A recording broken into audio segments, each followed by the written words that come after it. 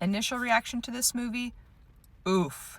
This is a very heavy movie, and it definitely should be seen when you're in at least somewhat of an okay mindset. Not perfect, but it is a very mental health heavy movie. It is a lot of focus on depression, self-worth, acceptance, childhood trauma, but really on focusing on those first couple, and that was not what I was expecting. At least not to the level that we saw.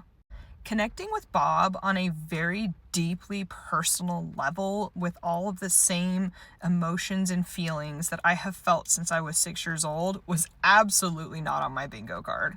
And I think that was a big reason why I enjoyed the character so much, because I understood the character in a way that some people might not be able to, solely from that personal experience. Now, I am a huge Marvel fan, and I've actually enjoyed most of what they've put out since Endgame. I'm definitely not on the we're so back, we're so cooked, we're so back, we're so cooked train. In fact, that pisses me off, and anytime I hear a review start with one of those, I turn it off.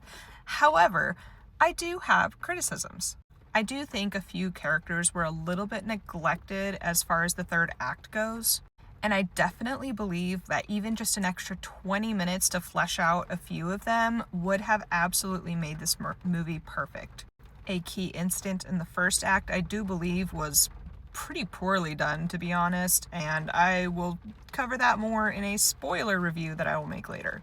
Despite being a very heavy mental health movie, there is still a lot of humor in this movie as well, but it's not overdone and overkilled like it was in Thor: Love and Thunder, where they took a serious scene, like talking about cancer, and started making jokes.